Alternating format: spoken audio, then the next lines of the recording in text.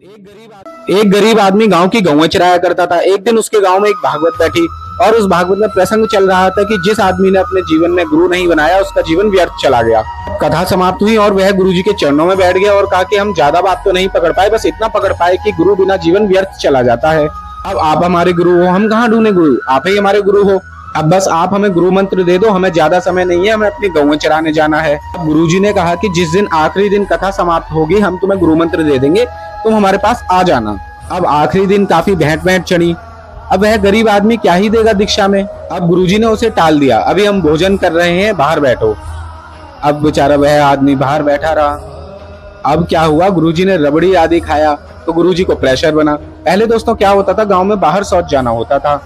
अब जैसे ही गुरुजी शौच के लिए लोटा लेके निकले, वह आदमी उनके पीछे, गुरुजी गुरु मंत्र दे दो, अब तो कथा भी समाप्त हो गई है और अब आप जाने वाले भी हो। बस वह उनके पीछे पीछे चल दिया। अब क्या गुरुजी धोती संभाले और कहें कि तेरा दिमाग खराब है, अब हम शौच जाएं या तुझे गुरु मंत्र दें। अब आदमी ने बोला अब नहीं छोड़ने वाले हम, हमारे पास इतना टाइम नहीं है, पूरे गांव की गौएं चराते हैं हम। गुरुजी को शौच लगी थी, गुरुजी कहें ये जाए तो हम कहीं बैठ जाएं। फिर बोला गुरुजी गुरु मंत्र, तभी गुरुजी बोले धत गोपूचंद। यह सुनकर वह बोला बस मान गए। अब बस धत गोपूचंद, ना राम ना कृष्ण ना हरि। वो क्या है ना, भोले आदमी को प्रभु बहुत जल्दी मिलते। अब भगवान द्वारकाधीश जी बोले रुक्मणी जी से आज हम एक भक्त के दर्शन करने चलेंगे। अब रुक्मणी जी ने कहा प्रभु हम भी चलेंगे। वो बोले जरूर चलो, बहुत ही महान और निर्मल भक्त है। अब रुक्मणी जी बोली प्रभु हम देख कर आते हैं असली भक्त है या नहीं। अब रुक्मणी जी वहां पहुंची तो वो बेचारा धत गोपूचंद।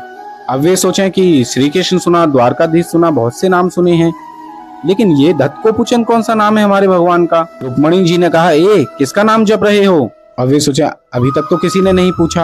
अब उन्होंने हल्की सी आंख खोल के देखा कि कोई स्त्री है, तो उन्होंने गुस्से से कहा तुम्हारे खसम का जपते हैं और किसका जपते हैं। अब क्या, रुक्मणी जी प्रभु कृष्ण के पास आई और बोली प्रभु बहुत ही जानकार आदमी है। बोले कि प्रभु बहुत ही जानकार आदमी है, वह तो हमें देखते ही एकदम पहचान गया।